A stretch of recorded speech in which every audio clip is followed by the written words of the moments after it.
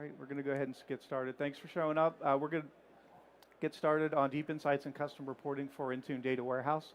I'm Aaron Hamilton. I'm a principal program manager with the Intune product team. I'm on the customer acceleration team. Our team works with customers that are ready to deploy Intune, go on site, do some training with the customers, get them started in velocity deployment, and then we take the feedback from that engagement and drive improvements in the product. What we're going to go over today specifically is custom warehouse reporting. I've done a lot of work with customers who have needed advanced reporting that they couldn't get out of the console. So before we dive into the custom reporting, just a little bit of positioning on Data Warehouse. Data Warehouse is set up to give you access to historical data and do it in a way that lets you look at a summarized view. If you think about what's available in the Intune console today, it's more snapshot style reporting. I can go into the console, I can get a list of devices, I can see how something is at that point in time, but it's not really set up for me to look at where was I at a week ago, what's my improvement from last month. And to do that, what they've done is set up the data warehouse, and it gives you historical reference up to 90 days of data in the data warehouse, and then we make that accessible via Power BI, OData, or other scripting tools. So I'm going to show you a handful of reports that I've worked on with customers, walk through the business scenarios that drove these, and hopefully it'll help you understand when's the right time to do this. After we go through these reports, then we'll show you what's coming on the roadmap from the product team. There's some nice enhancements coming. One of the first scenarios that had come up with my customer was the need to understand what OSs are deployed in their environment. They're very concerned as new OSs are being released, as InfoSec is saying that we no longer want to support a specific OS, what that looks like in their environment. So we built this chart, and what's let them do is see the devices that are enrolled in their environment across time. So you can see the date down here. They can filter in on something like iOS. And now I'm looking at just iOS enrollment in my environment. And in this case, what they were worried about is what does iOS 12 updates look like. So they could see in their environment that there were some early adoption, people enrolling devices that were in the beta program. And then as we dive in and drill into September, when we went to GA, you can see at the end of the month, boom, suddenly the users are actually applying that update, right? So it helps them understand how quickly do our users actually start kicking off that update. What do we have to think about on our end from a readiness perspective? The next thing that's a very common scenario is app enrollment. So in this case, we've got customers that are launching Intune, they're deploying apps, and they want to know how that deployment's going, right? I can go into the portal and I can look at the app protection report and I can see where I'm at that day and I've got an account, but it doesn't really tell me necessarily what the app utilization looks like and how that's trending. So what we've done is basically set up a chart to count the instances of app protection policies that are running in the environment, trended it over time, and now I can see not only what usage looks like for a particular app. So if I select something like Teams, I can now look at just Teams and see what my utilization looks like. And then from a broader perspective, if I'm the person that's managing the project, there's actually 3 groupings that I can see here. I've got 1 or 2 apps that seem to be used heavily by everybody. I've got a set of apps in the middle that are used by most of the people, and then I've got a whole bunch of apps at the bottom that are not really being used at all, right? And it's an opportunity to figure out, like, are we not communicating the value of these apps? Is there something with the policies that we've done, or is there an experience that's creating a problem that's making users not want to use these apps? Another one that was pretty neat is customers wanting to be able to do a drill down within their environment and understand what types of devices are in use, and then potentially reach out to the end users. So if you think about known issues with specific devices, so if you have a customer had one that was running into an issue where they were starting to get calls in just for users on iPhone X, what this report allowed them to do is go in, bring up their deployment, drill into iOS, drill into Apple, go into iPhone, and then go down and click on the specific model that they know is having a problem. And now, boom, I've got a list that I can export of just the users that I need to reach out to from a help desk perspective. Same thing from an Android perspective. If you have concerns, we know that there's a vendor that has had an alert. If I want to drill down in there, I can go down by vendor. I can see all the vendors in my environment, get the list, move on from there. Another fairly popular one in the same customer was as they were deploying the apps, is getting an understanding of what the users look like. So this customer funds their app deployment and development teams based on how often the apps were being used. And what they were trying to do in the past was measure that based on the number of installs that were coming out of their MDM solution, right? So if somebody's downloaded Line of Business 1 400 times, we count that as 400 users. It's not actually a great way to do it, because plenty of us download an app, we open it once, we say, I don't like this app, I'm not going to use it again, we stop using it. What we've got them switched over to do now is using the same app protection policy. So they can go in, this is now just a summary window of all users in the environment over the last 30 days that have actually used the app, because we see a check-in for the app. Same thing, they can see it by app.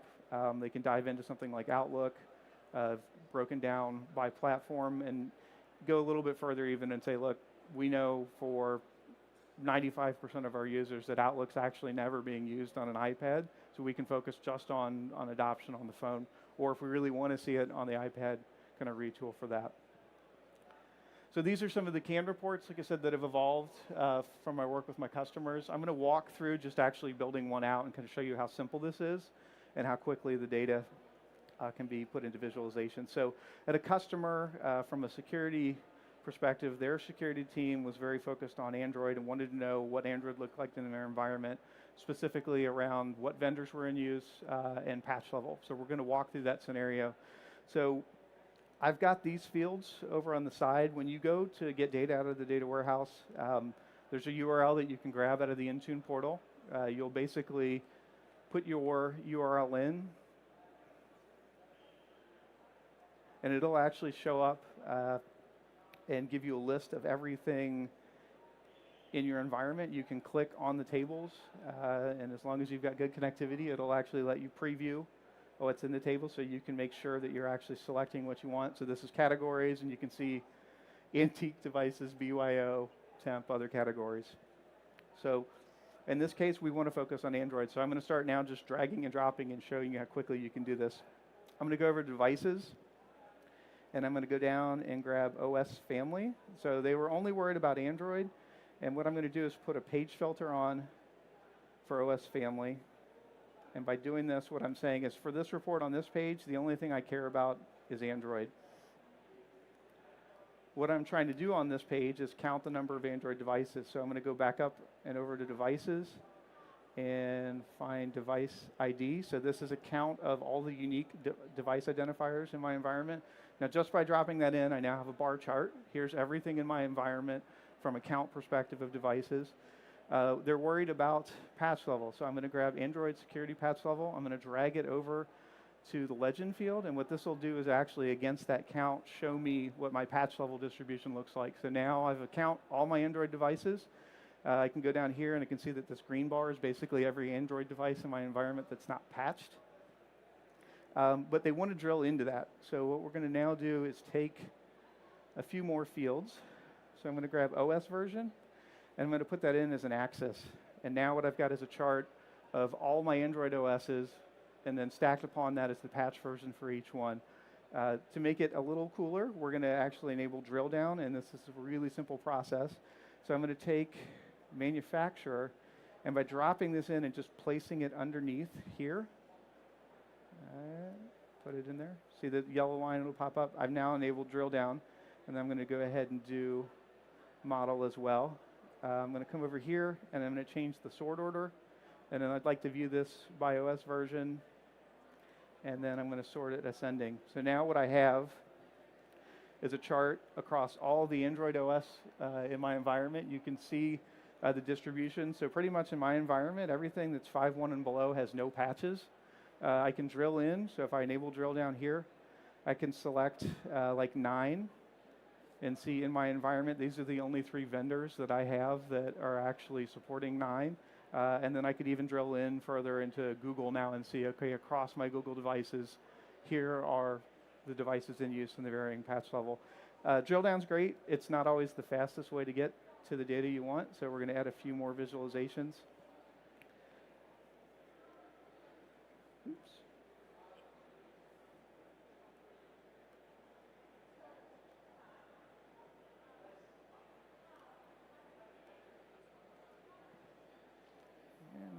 going to add devices.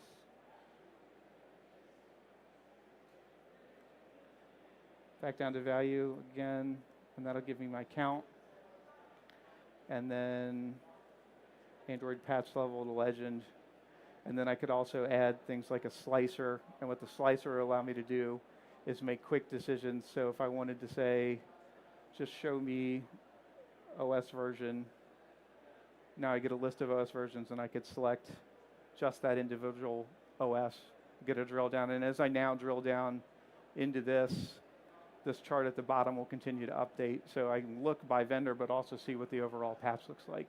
So once you take this information, you can go over to publish. That'll put it into the online portal. And I'm going to show you some of the benefits of the online portal now. So take the same report, publish it, put it online. Got a bookmark for it.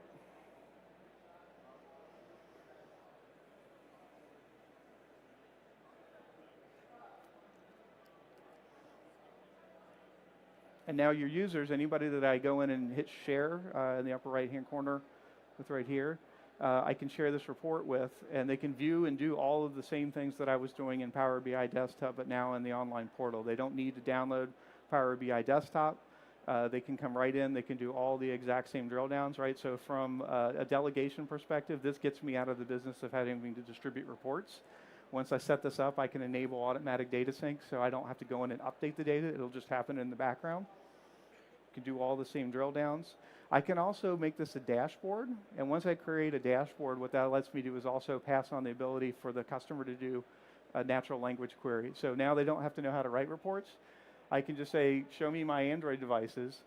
It'll give me a count, sort it by manufacturer. And then it'll turn it into a chart, and then let's go ahead and limit that list to just Google. And then let's go ahead and break it out again by model.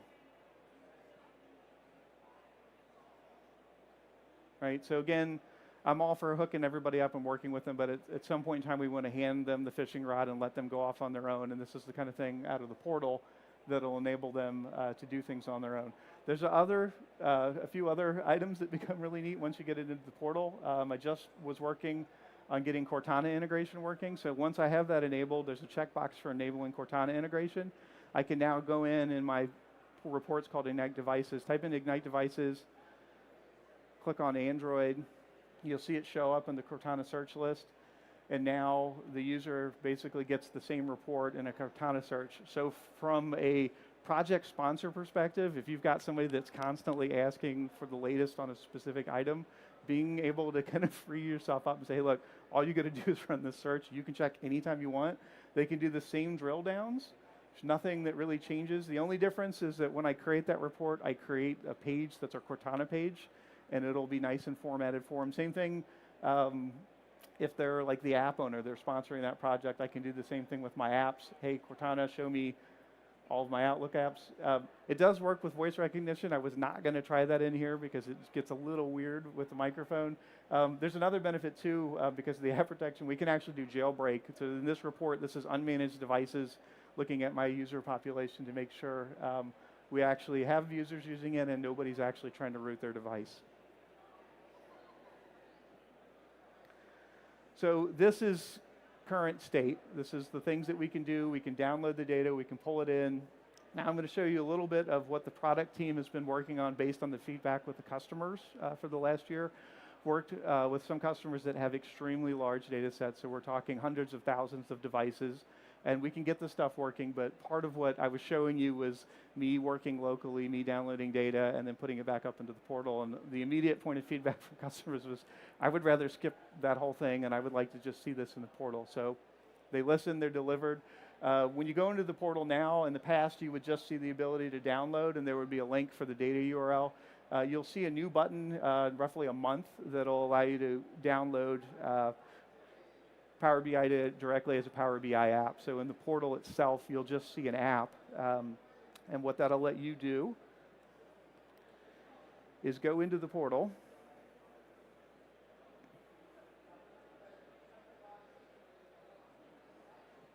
And instead of just seeing your published reports, we'll log in and see the new Intune PG reports that are fully synced online. So there's no round tripping, there's no requirement for you to build out any of what you'll see. It'll just be a couple clicks. And they've done a really good job of taking the feedback from all the engagement we've had over the last year to drive these. So you can see that the landing page, it's got a really nice timeline graph across the bottom that shows you what your enrollment trends look like. You can see over time how many users are enrolling on a daily basis. You can see the failure rates. We've got it broken out by OS. You can see device ownership, right, whether or not these are DEP or corporate devices, whether or not they're enrolled. They've enabled some drill down and slicing on this, so I can click on iOS and immediately see as a percentage of my total deployment, right, how is iOS doing versus some of the other operating systems. If I don't want to look at it in context of the whole deployment and just one solution, so help desk is saying that iOS is causing an issue, I can drill into just iOS. Another area that they've been fairly focused on is enrollment failure analysis, right, of showing me how does my onboarding actually look, right? What's the health of the onboarding? So at the bottom again, trend of enrollments, success rate, failure rate. In this one, we filtered it down to Windows, so I can actually see everything that's failing in my environment. That big purple band is a specific OS version, so we may want to look at and talk to desktop deployment to see if there's something wrong with that. We can see that we're having a high rate of success with auto enrollment and Azure AD joins, so maybe we should look at leveraging that a little bit more. And then from a compliance overview perspective, again, significant time and effort in kind of getting off of just the basic pie chart that was on your landing page, giving you better metrics to look at what's the all-up health of my deployment, total users, total devices broken out. The data that you're looking at is actually live from our MSIT environment, so there's a couple 100,000 devices in here, and you can see how quickly just sitting in a regular web page we're able to sort and filter this.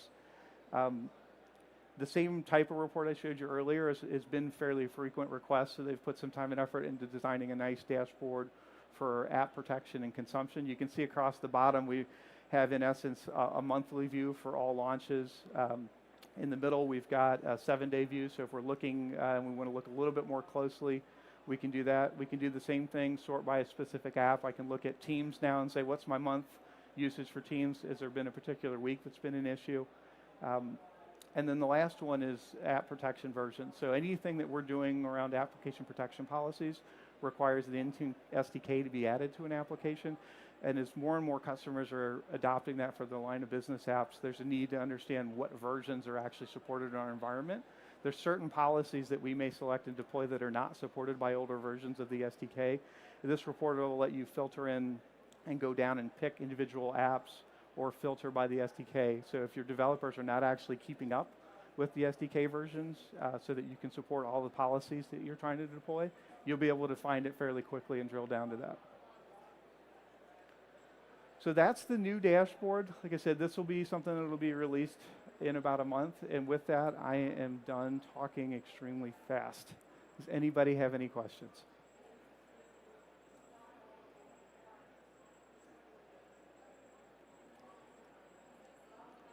Yes, Jared. Do you have resources to guide people through setting up some of these? Audience plan. Yes, we do actually have resources to walk people through this. I will add to the session a document that my team helped create. My manager's standing over here, elbowing a fellow teammate. We actually did build a white paper that's a step-by-step guide. So some of the examples that I walked you through, it'll actually show you step-by-step how to build the exact same reports so that you can get to the point where you're able to do these. And then, like I said, once the new dashboard lands, you can do a lot of the same thing of building the report by hand, but rather than pulling the data down and doing it on your desktop and then uploading it, be able to do it right in the portal. Yes? I can't hear you. Oh, so the new dashboard reporting? So the question was, what is the new dashboard reporting? Last thing I heard, we're looking at probably the next month, month and a half, and all the new dashboarding will be available. Yes? You need Power BI licensing. I'm not the licensing guy. So What I will tell you is that most customers, the Power BI premium's required for some of the advanced portal work, but the ability to share the reports and do some of the other items doesn't require the premium feature. But check with your licensing specialist, and they'll be able to tell you what's exactly. Power BI Desktop is free, that is correct. Yes? So data warehouse is, the question is, do you need a data warehouse tenant, or is it separate from the tenant itself, the Intune tenant? It's created automatically for you, so once you provision an Intune tenant, this is already sitting and ready to go for you. You do, the question was, do you have to pay for storage? You do not pay for storage in data warehouse.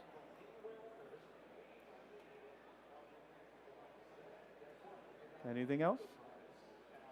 Yeah, I think we're at time. Thanks.